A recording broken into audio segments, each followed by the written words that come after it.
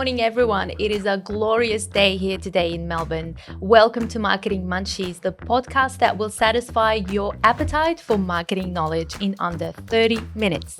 I am LJ and I have been in the digital marketing space for the last 14 years, working on small, big corporate brands in Australia and overseas. And today I'm joined with Matt Galea, who is an amazing content marketer. Good morning, Matt. Hey LJ, it's good to be on the Marketing Munchies and get into episode 1. Yes, it is exciting. So tell us more about you, Matt. Yeah, so I'm a content marketer. I run a business called Content Hype. Been doing sort of content marketing through that business for the last 4 years, but personally I've been involved in different, forms of marketing for the last 10 years, either working in-house as, the marketing director for different businesses, so touching all the different aspects of marketing, but really content marketing, copywriting is where I see my specialty, and that's where I took Content Hype. Amazing. And we are so lucky to have you here with us and working with us all the time. So today, our first episode, we're going to talk about a very popular topic.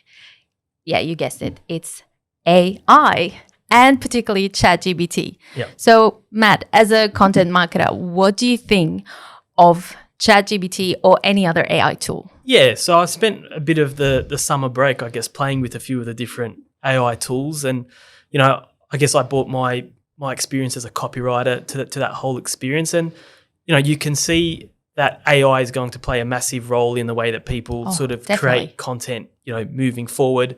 It's sort of inescapable. But the clear thing for me was that, as someone who does a lot of writing, for me, writing's always been sort of the quickest part of putting a piece of content together. Yeah. It's the time that goes into the research, interviewing, people who might have an interesting perspective on the topics that we're talking about. Yeah. That stuff still takes time, and AI is going to play a great, role in sort of helping you to speed up that process. But the thing with any AI content is it's all dependent on the quality of the input. So 100%. The less you give the AI to work with, the worse the output's going to be. And Google in particular, if we're talking from a content marketing SEO point of view, Google's really interested in quality content, which is something that you'll know all about from, a pure SEO perspective. Yeah, and it's funny you mentioned it because the other day, when AI started, people started talking about AI and using Chat GPT for different options, whether it was meta titles or descriptions for Google Ads or even content for their blogs, for example. Google was really quiet about everything, and they went and said, look, it's probably going to be a spammy policy. So everyone was worried in the SEO space, obviously. But then I think as we were talking the other day, Google has started to, let their guards down and realize that if you can't beat them, join them. So just recently they did announce on their blog that they've actually they can accept any content as long as it's quality content, regardless how it was produced. Yeah. And I guess that comes back to what you were saying in regards to whatever you enter or tell the AI to write about. But yeah, maybe you can just give us an example, because I've seen countless TikToks of how to use AI to generate money or how to use AI to get brilliant copy. So what is it like? What should you tell AI? It's a tough one because people are now relying on the AI to do their research for them, which for me is, the AI is just spitting out stuff that it's read or stuff that it's made up, right? So it's not really a great research tool in my personal opinion. Yeah. You're much better off, if we're talking about writing content for, like one of our mutual clients, if we're talking about tiles, we're trying to rank a tile shop. Yeah. It's much better to just talk to the people that work in the store and have an understanding of what's really selling at the moment, what sort of inquiries are they getting, what's in season, and then creating quality content around those particular topics or those products, rather than relying on AI to try and tell you what people are looking for now.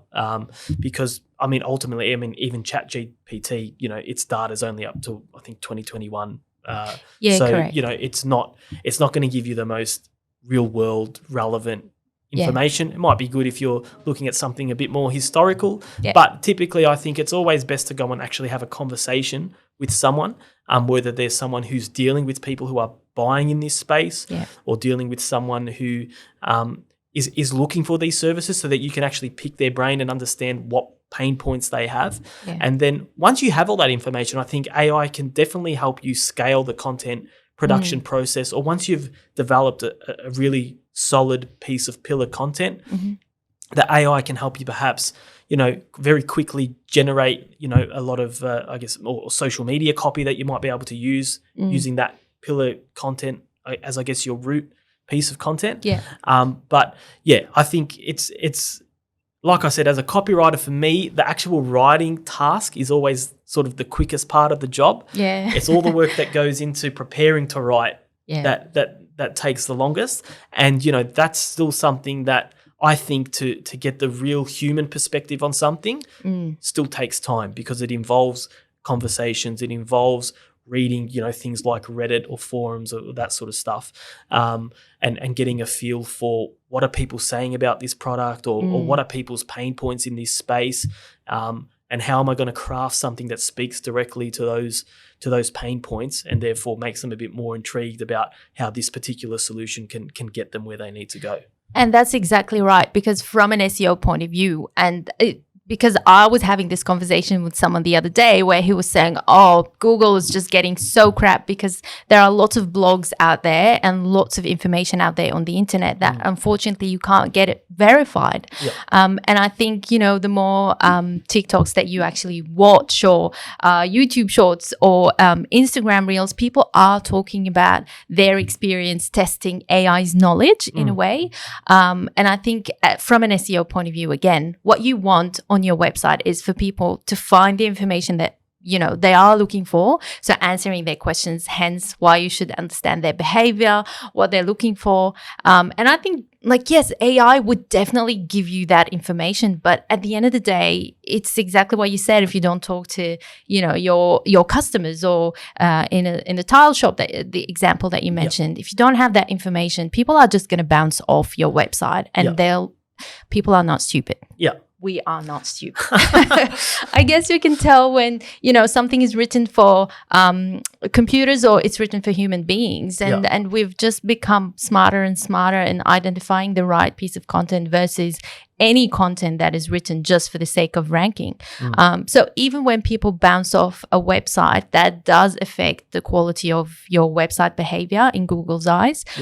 So that drops the engagement rate, which is how long people are staying on a particular page, or, moving from one page to another. So I think, you just nailed it. And look, from a personal point of view, I did use Chat GPT. I still use Chat GPT. Yeah. And I guess for me, it's more about, as you said, making sure that, I've said the sentence correctly, or I'm looking for ideas, and I want, instead of brainstorming with someone who's probably busy within the team, just go to Chat GPT, be like, all right, what do you think of this? And then it's a great starting point for idea generation. 100%. It's a great sort of sounding board for getting some maybe out of the box ideas. Exactly. I guess where its shortfalls are, making sure that everything that it spits out is fact checked. Yep. I mean, misinformation on the internet isn't new with AI. I mean, that's always been a problem. And it's very easy for someone to self-publish whatever they want. And unfortunately, there's I think one of the critical skills that probably needs to start being taught in schools is that ability to fact check what you're reading, to be able to verify the sources that you're using. I think that's going to be like a super crucial skill. Oh my God, that's forward. a great idea. And something that, you don't get a lot of media training in schools, but I think that's something that probably needs to come to the forefront, because now the potential misuse of AI is that it just exponentially increases the rate with which this misinformation can be produced and published. And the people that are going to rely super heavily on AI are the ones that are looking for shortcuts and are looking 100%. To just get things online without taking the time to check that something's correct, or check that, I ran a test. I took a bit of a risk with one of my very regular clients where I literally, and they're in sort of a legalish sort of field. They're not Yeah. lawyers, but they're in a sort of field that's sort of heavily regulated. Yeah. And I thought, I'm going to get Chat GPT or there was another one I think called Jasper AI. I got it to have a crack at writing one of their blogs. I didn't fact check it, nothing. I'm very sort of close with these clients, so they're not scared to tell me if I've done something wrong. And I got this massive email back saying, we can't possibly publish this. If we publish this, we'll get in trouble. There's all these things that are wrong here that we're not actually allowed to talk about. And again, that just is a result of me asking the AI to do something with very little instructions. Yeah. I guess if I had trained it better on what this client can or can't say, I would have got a better outcome. But again, that's still time that I need to take. If I already know that, I could have just written that, without the need for any AI, right? So, I think that's going to be one of the interesting things that comes out of AI. That it's made, I guess, content production a lot more accessible for a lot of people, which is good, but also bad because these people might not necessarily know what needs to go in to produce a really high quality, fact-checked article that, like you say, doesn't just get people to come to the page or get Google to rank a certain page, but gets them to stay on the page and engage with the content. Because if, it's all good and well to get a click, but if they're not, staying on the page and engaging with it, then eventually, like you said, Google's going to look at this content and say, well, 90% of the people that come onto this page leave within a minute, and we'll see you later sort of thing. So, it's definitely an area with a lot of, interesting promise and some potentially bad outcomes as well. Dangerous even. Yeah, for sure. I mean, how many people just present something that they've read on the internet as fact? Oh my God, heaps.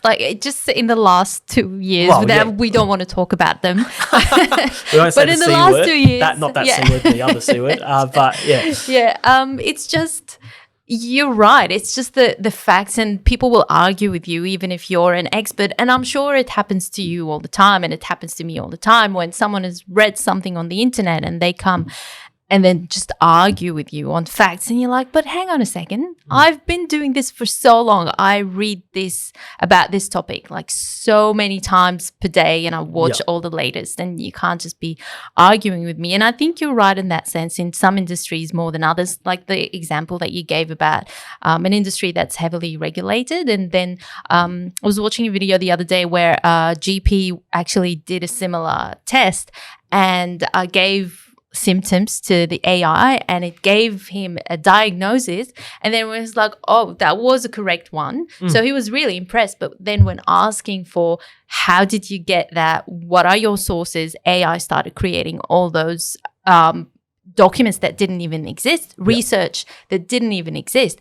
And I guess that's the scary part, which goes back to what you said in regards to you should do your research and then just use it as a tool to help you perfect whatever you're producing. Correct. And the tools are changing. So, I mean, we've been talking about we're going to do this episode for the last month. Yeah. And finally we're doing it finally. But in that month, so much has changed already. So it's super quick. I'm sure that by the time, if we were to sit down and discuss this in another 2 months, it'd probably be a whole new range of tools to discuss. There'd be new functionality where it's probably pulling in the latest results from Google, or, Google might have its own chatbot by then. Obviously, they've started that process. So, it's a super interesting space, and I'm sure there'll be plenty more to come. We'll watch this space. So I guess we do receive a lot of questions from our clients, from people. Like the other day, I received a question from an Uber driver the moment he realized that I actually work in digital marketing. And I guess the famous question is, are you worried about your career, Matt? Not worried about my career. I think it's an interesting sort of space where people will try and do a lot more of their own content marketing because of the tools that are now available. But I think I hate saying the word pivot because it's been overused for the last 2-3 years. But I think the thing that's going to make people like us stay relevant is our knowledge of the tools, our ability to use them more effectively than the average Joe, but also to still play a really pivotal role in that strategy space. I mean, yes, anyone can just jump on Chat GPT and create a whole heap of stuff. There's now text-to-image creators. They can go and create graphics, etc. But unless you know how to use the tool, and unless you have a strategy behind what you're doing, you're just going to be creating stuff for the sake of creating it. It's not towards a certain end. So I guess, the way I look at it is it's being better at using the tools than anyone else, and being still staying crucial in that strategy piece. Yeah. Where I still think humans have a big role to play, thankfully. So how about yourself? Yeah, I totally agree. Look, I'm definitely not worried. As a matter of fact, again, we can't just hide behind the fact that it is a great tool. Like, let's face it. And I think it will just help us become better at what we do. And the fact that it's just another so the way that I see it is, instead of just going to Google, searching so many different articles in order to get the bottom line of something that I'm looking for, I will ask Chat GPT or any AI tool, and then what I'll do is I'll just make sure that it's the right information. So instead of searching maybe for half an hour, I will probably search for 15 minutes. So that's half the time. But I'm definitely not worried. I'm actually, and that's the thing with digital marketing, it's a long process, and there's a lot of work involved that people wouldn't understand. So when you see some people will definitely go and do it themselves, but others are not even bothered. They'll be like, oh, that's a lot of work. That's why I'll pay you to do it. It's just like anything else. I can go out, learn the piano by myself, but do I really want to do that? Yeah. And I think it's the same for us. There will be people who would actually I think the only drawback, there will be heaps more of digital marketing out there that will just take that and start selling it without having the knowledge. So more people will be maybe, like captured by those There's always cowboys. a cause and effect too. Exactly, like, now I've got clients who have done their first draft in Chat GPT, but they want someone to still, like a human, to still look over it, do that fact-checking piece and all that sort of stuff. So now that's a new service that you could offer, right? 100%. So it'll be a bit of cause and effect over the next couple of years probably, but I wouldn't say I'm worried about my career or job. Probably got time for one more question. Yeah, so another question, and I think we've already answered, basically, maybe we've already answered it, but if you want to give us like 3 tips to how to use AI to scale content creation, what would be those 3 tips? I think, the most important thing is starting with a really solid piece of core content. So, if you've got a particular evergreen piece of content on your website, make sure that that's super reliable and high quality. You could chuck that into a Chat GPT and then ask, on the basis of this content, give me 3 ideas for TikToks or Instagram Reels, and then develop some scripts that then you can go and shoot. You could, potentially use it to create, 5 to 6 ideas for social media posts about that same topic.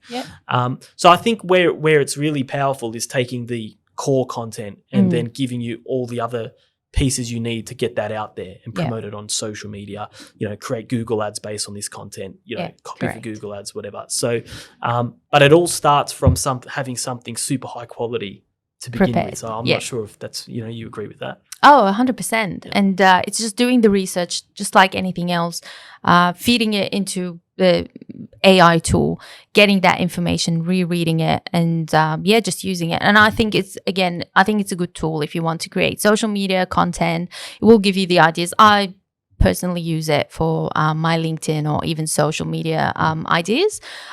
Meta titles, it can give you really good ideas when you give it the keywords, be like, all right, this is what I want. So it will give you ideas. Again, I wouldn't copy and paste them. Would still look at them, make sure they're relevant.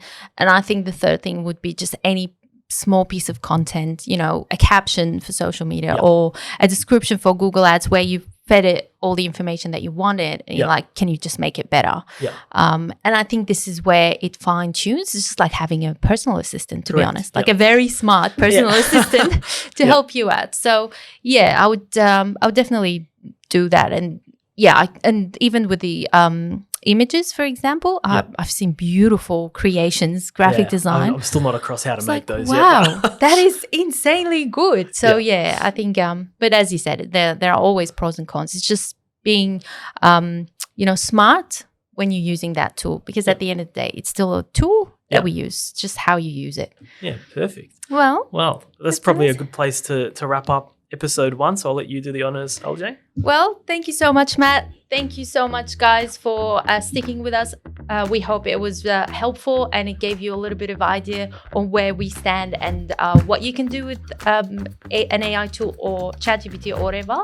And we are very excited that we've launched our first episode, and we will be looking forward to record the rest. So see you next episode.